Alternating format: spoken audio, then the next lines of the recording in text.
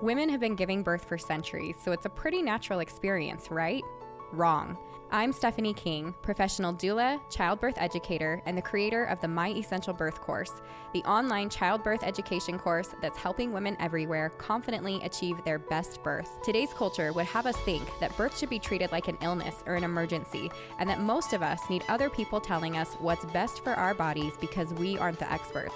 So sit tight, because if you're tuning into this podcast, you'll probably start to believe in your body, your intuition, and find yourself empowered and confident to do what it takes to have the birth of your dreams. If you like listening to me take you through these weekly topics step by step, then you're going to love the My Essential Birth course. Make sure that you're subscribed to the podcast, and definitely head over to myessentialbirth.com for the free downloads mentioned right here in these episodes, and to join the birth course and community full of pregnant moms just like you. I have to add a disclaimer that I am not a medical professional and I cannot provide medical advice. All of the information expressed in this podcast are based off of personal, professional, and educational experiences and are my own opinions. Please work with a provider you trust for medical advice during your pregnancy and birth. Ladies, I think you're probably going to like this episode. No pressure, right? I'm going to start with with the reviewer of the week. This one's about providers, guys. It's all about red flags that your provider might not be right for you. So I'm anxious to jump into it, but let me get started with this reviewer of the week. So the name is, This Game is Fun, It's Just. I'm not making that up. That's just the name of it. And she says, helps me breathe easier. Found this totally by chance. Within the first 3 episodes, I have purchased the course. I'm constantly listening and re-listening to episodes. A lot of times I'm like, I'm not the only one. So glad to have found this and don't have nearly as many doubts about being able to do a natural birth. I love you guys, think you're amazing, and wish you were close enough to get you all as my doula. I wish you were close enough too. That would be super fun. All right, let me jump into this. Maybe not jump into it. Red flags, you guys. I hope as you're listening to this that some of these responses are cringeworthy, and that if you've ever had one, that all of a sudden you're going to be like, okay, now I know exactly what I need to do, and that is interview a different provider. Here's the thing. Have you interviewed your provider? Did you know that not all providers are created equally? Sometimes we choose providers based on their location, what hospital they work out of, if your insurance covers them. I might be speaking of myself here, or even just randomly choosing them by name, and I am not joking. Sometimes you just get a list of providers and you're like, okay, yeah, that's the hospital I would like to be at, and that name sounds profesh. Let's use that one. Okay, that's a real thing. But I think what is going to be really important for you is knowing the right questions to ask, so that as you get closer to birth, you can figure out if this provider is going to help you achieve the birth that you are envisioning. Now, I want you to pay attention to the questions that I'm asking below, because as I go through this and I start asking these questions, these might not be the same questions that you would have. And so some of these answers are not going to be your red flags. In fact, some of these answers might be just fine for you. So keep that in mind. These are not questions that I think everybody should ask. These are, if you have this question, because this is your experience that you want for your birth, is this response a red flag for you? So keep that in mind. I don't want you to feel there should be no judgment here about how you choose to give birth. But I hope you're going to get the overall message, right? And the idea of how to figure out if your provider is the right one for you, if they're part of that supportive birth team, or if there's someone that you want to swap out, which is totally fine for you to be able to do. Okay, so let's start with this one. I would like to have an unmedicated birth, and I don't want to get the epidural. How do you feel about that? Here's some red flag responses for you. First-time moms always end up getting the epidural. Yeah. How about, we'll see how it goes? That is a more common response than you think. Here's another one. A lot of moms feel that way to begin with, but they end up getting it anyway. So just plan for the epidural. Or, that's fine, but let's have you sign the consent form when you get to the hospital just in case you change your mind. some of those are kind of that backhanded, like it sounds supportive, like, yeah, that's a great idea. That's fine. A lot of moms feel that way. So, but if you do choose to change your mind, let's just make sure that you've got that consent form signed so that we can make sure that you don't have to deal with that while you're having contractions and things. You can just get your epidural. Okay, why are those red flags? Because none of them are super supportive and saying, here's a non-red flag response. It would be, yeah, that's great. However you want to give birth, right? Like common sense tells us that that's what that would be. But sometimes it's just the response is so maybe jarring or kind of supportive that you're like, okay. So if you leave your hospital or your appointment with your provider and you're kind of thinking back on that conversation, you're like, wait, how did that response really make me feel? And it doesn't feel super good, then that should tell you, right, that maybe that was kind of a red flag response. Here's another question. What is your rate of cesarean births? Some providers really hate this question, you guys. And it might be because their cesarean rates are a little higher than they should be. It might be because, I don't know, maybe some prideful, whatever. I know that we had a provider on here previously, and we had talked to him kind of about the cesarean. It was Dr. Nate Fox, and I'll link to the episode. But we would talk to him about that question, that cesarean question. And he's like, it's kind of tricky because it depends on which provider you're asking and how you ask that question. And so his recommendation was, for a mom like me, what is your rate of cesarean birth? In other words, if you are healthy and low risk, what's your rate of cesarean birth for other moms like me? I'm a first-time mom, healthy, low risk, under 35. What's your cesarean rate for moms like me? And then too, if you're like, I have diabetes or preeclampsia or I'm over the age of 35 or whatever, you create that question based around you and asking him how he deals with other patients that are just like you. So here's some red flags responses. Avoiding the question, saying something like, nah, that's really not an accurate measurement on if you're going to need one. That is completely avoiding the question. How about if it's over 5 to 10%?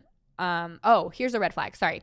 If it's over 5 to 10% on healthy, low risk moms. So if your provider comes back to you and says, well, you're healthy, you're low risk, but my rates are still around 30%, which is the national average, that's a red flag response. Healthy, low-risk moms should not have a cesarean rate as a national average of 30%, just so that we're clear on that one. I think being willing, like what's not a red flag response, being willing to state clearly, like, first of all, your numbers, right? Secondly, they're happy to give them. Third, if there's any explaining as to why something is the way that it is, they're willing to go into that. And then it should create some communication, right? So we don't want to come at our providers with this question of, like, first time you meet them, what's your cesarean rate? With some attitude. It should be a conversation. But as part of that conversation, this is absolutely a question that should come up. It's also something that you can call ahead of time. You don't have to ask your specific provider. And you can just ask the front desk and say, I am interested in this provider. Can you tell me what their cesarean rate is? Just to get an idea before you ever go in. If you already have a provider, trust them, and you're just looking for a little more information, then that's a question that you can ask probably pretty comfortably within your appointment. And if you're feeling like there's any reason that that's not comfortable because of the response that you're getting back, even the feeling on how they're responding to it, then pay attention to that, right? Because we know any relationship, we know when it's comfortable, when we're being respected, when someone's being kind to us, or if there's something underlying there. And so pay attention to that. That's very real, and it's something that you're going to have to deal with the rest of this pregnancy. Every time you're talking to your provider about your pregnancy, you're going to have to feel that or deal with that. And particularly when we're talking about labor and birth, that is a space where you are going to be your most vulnerable that you have ever been. And so you should only have people in that space as much as possible that are going to really respect you and love on you and appreciate how you choose to go through your birth process. Okay, here's another question. What is your policy on induction if I remain healthy and low risk? Here's some red flags. I like to get an induction on the schedule at your 38-week appointment just in case we need to use it, but otherwise it shouldn't be an issue. That seems like an okay response, right? But it's not. There's no reason to plan on scheduling an induction if you don't believe that the majority of women that are healthy and low risk need one. It should never hit the books. The only time we should talk about scheduling an induction is when we reach a point that we actually medically necessarily need to do that. So I'm so glad we're doing this episode, you guys. Here's another one. Most first-time moms may need help getting things going, so let's just wait and see. Wait and see seems like the safe thing to do, right? But what about that whole most first-time moms need help getting their bodies? How did people exist from the beginning of time? Did most women not go into labor and have babies? No, it's not a thing. So let's ignore that. Here's another one. Going past your due date can be dangerous and even cause your baby to be stillborn. Let me say that how you would hear a provider say it. So you've asked, what's your policy on induction if I remain healthy and low risk? And they come back and say, going past your due date can be dangerous and it can even cause your baby to be stillborn or die. So it's actually really important that we talk about and plan on scheduling an induction in case you do pass that due date. Okay, that's a little scary to hear as a mom, right? When information like that is given to us that tells us we might be harming our baby, that death is involved, all of a sudden everything goes out the door in our minds, right? Like, boom, we're not the experts anymore. We don't understand what's best for ourselves and our babies. This person is clearly like they know what they're talking about and they're trying to keep us safe because they've used these scary words, but something's not feeling right inside. Something's telling us that doesn't feel good to hear, but maybe because there's some more to it. So the truth is evidence behind this, and this is why it's really important that you guys understand the evidence that goes behind decisions like this. For example, saying that if you go past your due date, your risk of a stillbirth baby doubles. Okay, that sounds really scary. But if we know that a healthy low-risk mom, her risk of a stillborn baby with or without an induction is, we'll say 1%, 1 to 2%. I think it's actually just 1%. Say that it's 1%, and then we've doubled that past their due date to 2%. That's a lot less scary than hearing that like 50% of babies that go past, right? What is our mind here, right? 50% of babies when moms go past their due date, there's a chance they're going to die or be stillborn. So how the information is given, how that informed consent is given, if it's given informed consent, that makes a difference. So those are things I want you to be thinking of. And I hope that you're sitting here like, this isn't a super comfortable conversation right now. I hope that's where you're at. I want you to have the information so that when it does come up, you're like, I've felt this before. I remember hearing that on the podcast and how I did not like it, and how if I heard that from my provider, that was going to tell me I need to seek a different provider. That's where I want you to be right now. Here's another question. I had a cesarean birth last time, but I'd really like to have a VBAC this time. Do you support that? Notice the words that I used. Do you support that? Red flags. We'll let you try and see how it goes. Can I tell you how much I hate this one? I hate it. I hate it so bad. What do you mean you'll let me try? Since when are you in charge of my body to let me? No, I will do the work. You will sit and watch, be there in case something goes wrong. Otherwise, goodbye. Okay. Obviously, I'm a little passionate about VBAC. Another response that's a red flag. It's actually unsafe and dangerous to attempt a VBAC, and it puts you and baby at risk. I don't recommend it, and I think it's probably safest that you plan for another cesarean birth. I've absolutely heard this one. I've heard both of those, actually. That's not evidence-based. In fact, if they're going off of because your uterus is going to rupture and you and baby are going to die, because death is the big thing that gets thrown at us. I know this is a heavy episode. Maybe I need to go back and flag it at the beginning to just let you know that it's going to be a little triggering maybe. But that's the truth, right? They use these scary words sometimes, and providers that are not supportive of something like VBAC are going to say things like what you just heard.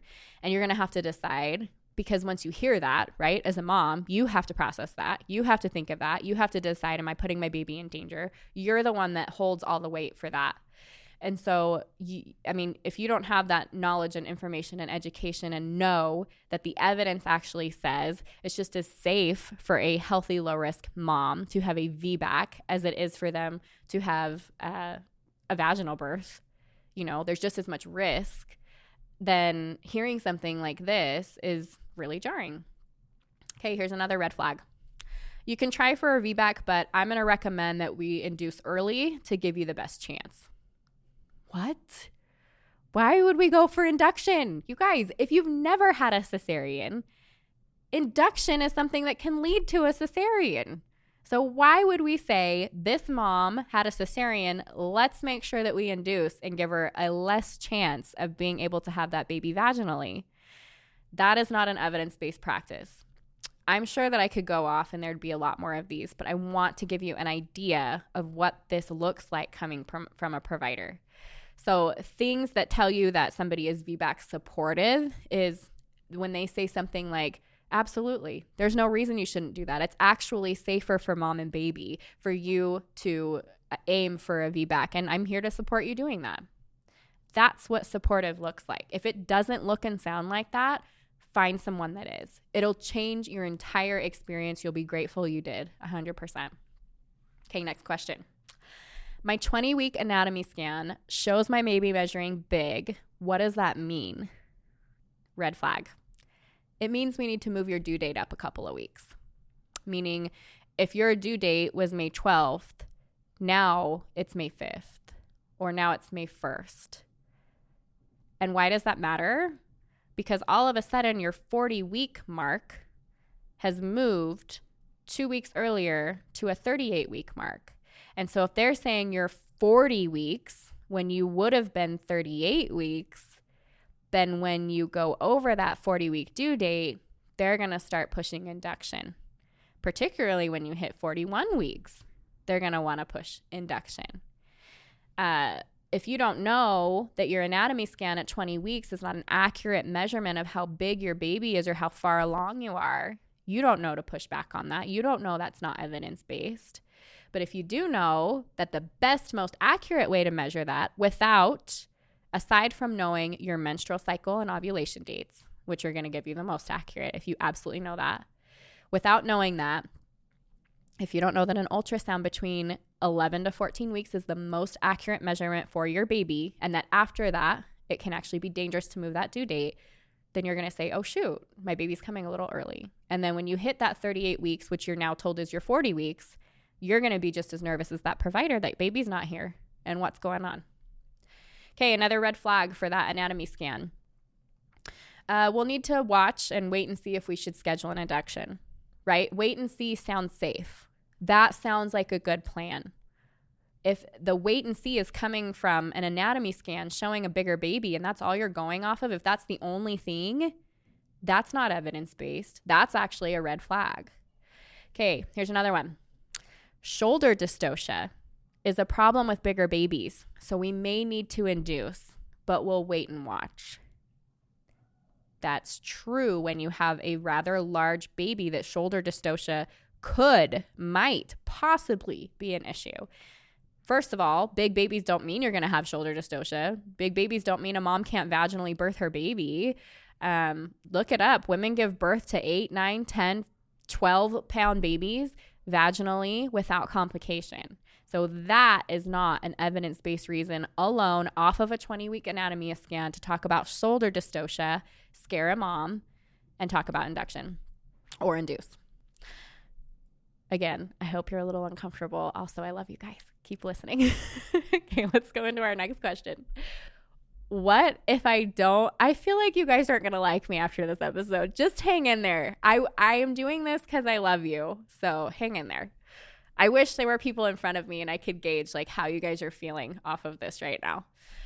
Next question. What if I don't want to get my Tdap or my COVID-19 vaccines during pregnancy? What are some red flags? Here's your response. Why wouldn't you do that? It protects you and your baby. Okay.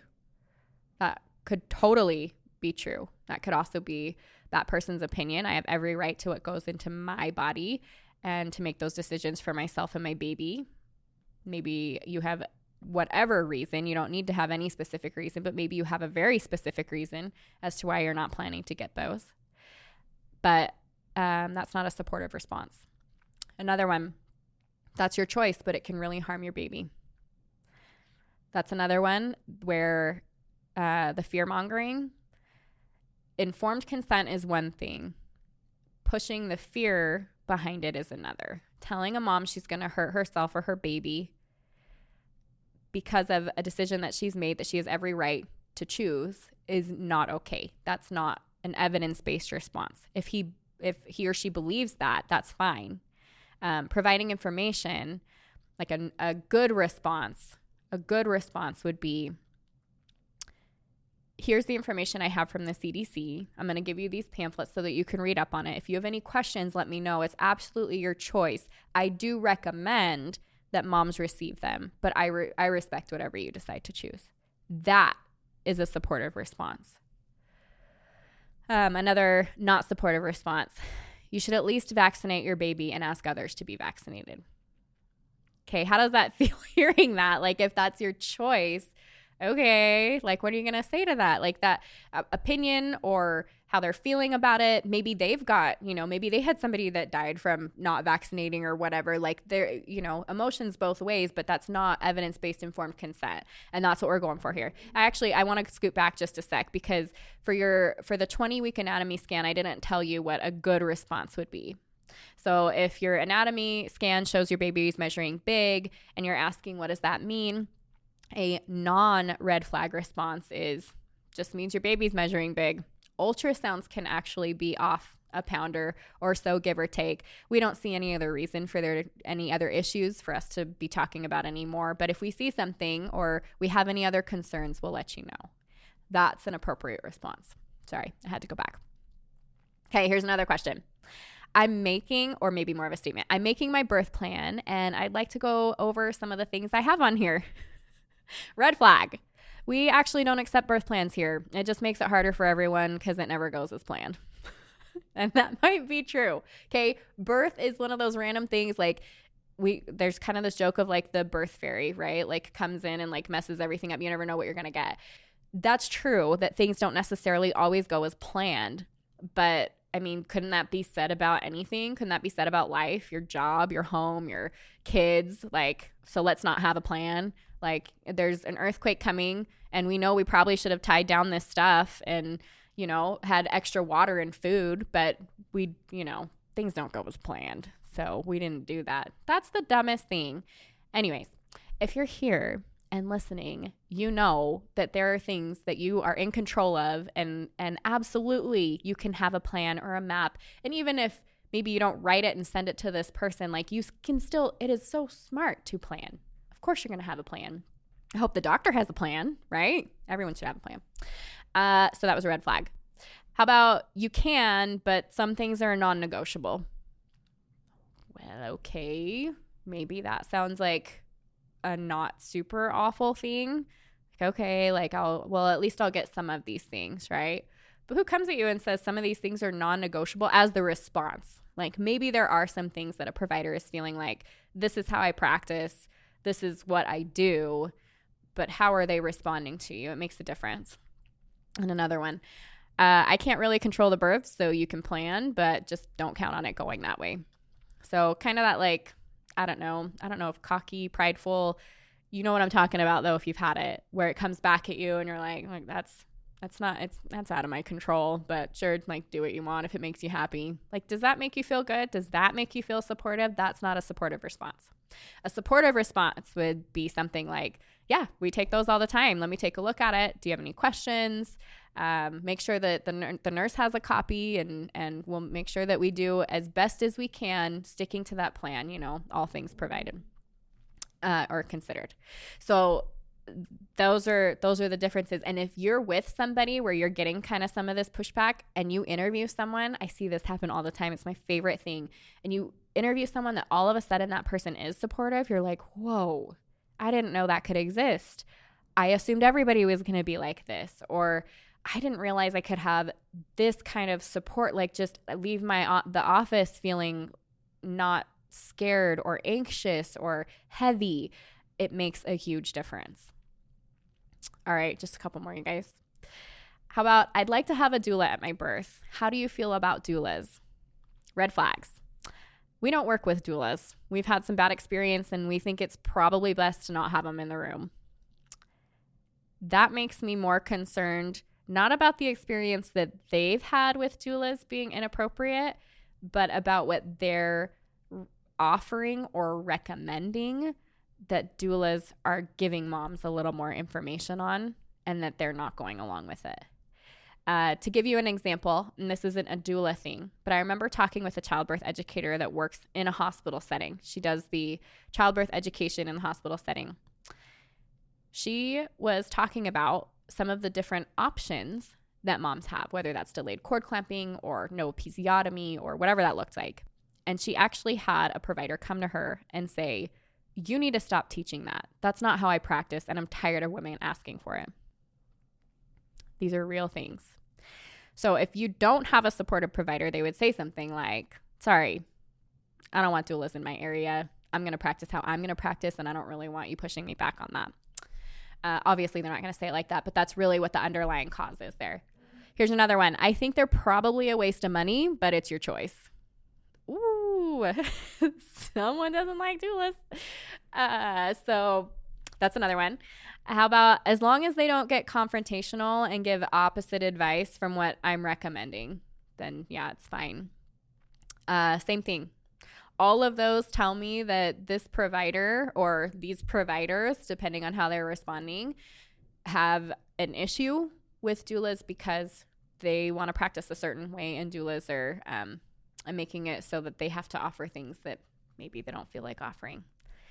So an appropriate response is either I love doulas, which if you guys back to the interview with Nate Fox, he's like, absolutely. Why wouldn't you want somebody there to come and help and be that extra support and whatever? Or just like, yeah, doulas are fine, no either way about it. So that would be supportive, like whatever you need to have here for your support. Absolutely. Okay, here's another question. I would really like limited vaginal exams during labor. Is that okay? First of all, you don't have to ask if that is okay. But if this was the question, red flag, how am I supposed to know you're in labor? Not joking, you guys. This stuff happens. How about the fact that you're having contractions and breathing deeply and you can't talk because the contractions are so intense and you're swaying your hips and you're sweating and your stomach's hard and all the things? How about all that? There's a lot of ways to tell a woman's in labor. Okay. How about there's really nothing to worry about. The risk is low, and it's actually going to give us some good information about where you're at in labor. Well, that seems like a good response, right? Or like a fair response. There's nothing to worry about. Okay. Risk is low. Okay. Helps us know where you're at in labor. That's not even real. Okay, so I shouldn't say that. Dilation is a part of the story that tells us where you're at.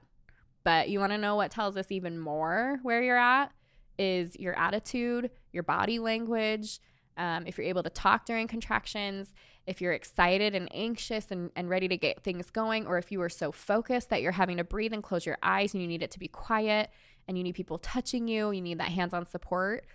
That's how you know a woman's in labor. I've been at births where vaginal exams didn't happen at all. And guess what? Mom birthed her baby. She was in labor. So anyways, it's a red flag. Another one, unless your water is broken, we really like to be able to check every few hours to see where you're at and to know if we need help with progressing, because moms don't always know. Another red flag. In that case, and I made these responses. So I like that this provider said, unless your water is broken. I mean, a lot of providers, or even if your water is broken, they still want to get their fingers in there and check things out.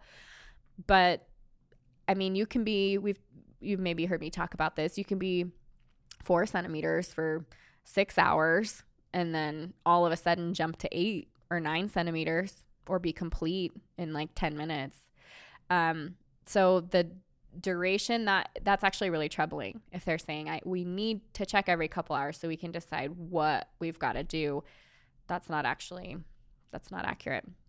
That's not going to give them enough information to make a good call for you as to whether or not they should start something like Pitocin that's going to drive you nuts, or other things to augment labor. That alone is not enough information. Plus, they're super uncomfortable. So what's a good response to I'd really like limited vaginal exams is, yeah, that's a great idea. We'd like to do one when you get to the hospital and check, make sure that you're in labor and things. But after that, it's up to you. You can actually deny that one too. I mean, you can tell when somebody's in labor. It's your body. You can deny every single one. That's a very common one. That's one that even a lot of moms are curious, like, okay, yes, please tell me. Because if I'm not 4 centimeters and I don't have to be here, I would like to go back home. Like, there is absolutely, you can do that. But anyway, so that would be like that would be a good response, is like, yeah, no, whatever, it's your body. Okay, question. Can we wait to clamp and cut the cord until it stops pulsating? Red flag. Yeah, it usually only takes about a minute and then it's good. That is not evidence-based. It is not done pulsating after a minute, but sounds supportive, right? How about waiting actually causes more jaundice and makes it less safe for baby? Okay, this is a half truth. The more blood that baby gets, they actually do increase their chance of jaundice. It doesn't make it less safe for baby, and there's other benefits to baby getting all of their blood. And so that's where you're going to have to come in with that information and be like, actually, so this, and how do you feel about it now? Truth is, he should probably, or she should probably know these things. Another red flag. No, we find it doesn't really make enough of a difference, and it kind of allows us to get working on you and making sure that you and baby are doing better quicker. So we don't clamp or we don't wait to clamp and cut the cord. We do it right away. Obviously, that's going to be a red flag if that's something that's important to you. If that response if you respond back, well, I'd still like to do it, and the response is, yeah, I'm sorry, we just don't do that, and it's really important to you, then you know that's a red flag. That's not going to work. You're going to have to get a separate provider. But anyway, so and a good response, what would that look like? Like, oh yeah, totally. First of all, the best response is, oh, that's what we practice already. You don't even have to ask for that. You don't have to put it on the birth plan, right? The other one is, just make sure it's on the birth plan so that we remember to do that, but we're happy to do that for you. Though that would be supportive. And then there's a bunch of other things that we could have asked and gone through, right? Like, what if I want to delay newborn vaccinations? Or will you make me and my baby get COVID tested? When is an induction necessary? Can I eat during labor? You can just picture all the responses right now, right? Is there a birth ball or shower for laboring? Or will I need to be in bed? Will I need to be connected to monitors constantly? Is there a dye-free option for the glucose test? All the things that you can probably picture are irritating doctors everywhere right now. Sorry. What are my options if I have gestational diabetes? Red flag if they say you need to be induced early before knowing if anything definite. Here's a red flag, right? Do you guys remember this one from my birth story? You're going to need a C-section because women with size 5.5 shoe and smaller tend to have C-sections. Psychotic red flags. I don't know. You guys, help me out here. Okay, here's the thing. We usually know when we're with the wrong provider, right? Call it intuition, call it common sense that we can't hear when we're standing in front of a provider and everything goes blank when they start talking about all these things. But we know, and it's kind of that like gut feeling, how you're being treated. You can tell if somebody's supportive or not, right? You can maybe bring that back to the conversation you're having with your mom, and she's telling you how, I had to have epidurals. You're probably going to need one, right? Like, is that supportive? No. You know what supportive looks and feels like. Right? Something to look at, like how quick are they to dismiss or give you a half truth or laugh it off or ignore it, or even some kind of like eye rolls and a shrug. This is actual, like these are things that happen to mom in response. How much are they listening to you in the appointment? Are they in or out? Do they remember the questions or things you had talked about from the last time? Is any of that coming up? Remember this, you hire them. They work for you, but it doesn't always feel that way. There's absolutely feels like there's a hierarchy and that this person has control over your body and your decisions for you and your baby. If you're feeling that, do yourself a favor and get a new provider. Interview somebody else, even just one other provider, and see how you feel, and then do it again. It's weird and uncomfortable maybe at the beginning, but I promise you are never going to regret it, because when you find that supportive provider, you'll be like, oh my gosh, I wish I was never with this other provider, or I'm so glad I did this. You're never going to regret finding somebody that's going to support you. I will say there are some situations where moms get stuck with providers, right? Kind of how we talked about, maybe you are at the tail end of your pregnancy and you're looking for a different provider, but maybe they don't have time or slots or whatever the case. That can be a little tricky. Maybe your insurance only takes, you're in like a smaller area and your insurance only takes these, 2 practices or this one provider. Maybe there's a reason.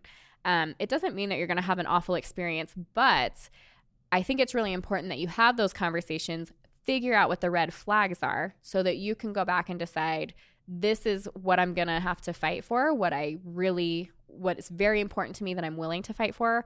These are some things that I can kind of let go so that my whole pregnancy and labor experience isn't a fight.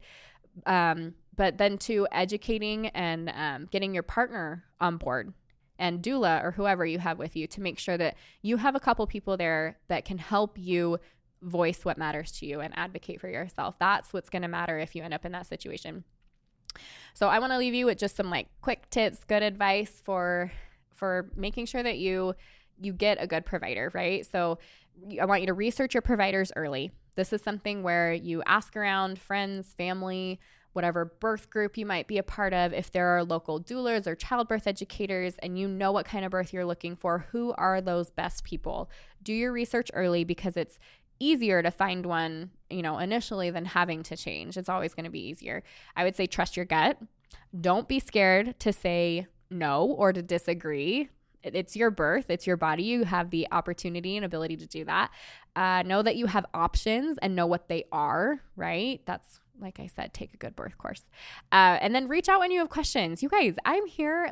A lot of these questions came from you guys asking them, or situations that you ended up in that weren't so great.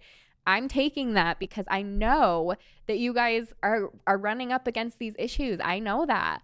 So if you have questions that are specific to your situation, shoot me a DM on Instagram. It's @myessentialbirth, or send me an email, hello@myessentialbirth. And then join me in the birth course. I'd love to have you. That's it for this week, but make sure you subscribe to the podcast so that you get notifications first as I drop a new episode every week. And don't forget to head over to myessentialbirth.com for all of the free downloads mentioned here, and to join the birth course and community serving pregnant moms just like you. If you enjoyed this and other episodes, I would love it if you would take a few minutes to leave a review on Apple Podcasts. I read every single one and include one at the beginning of each episode. See you next week.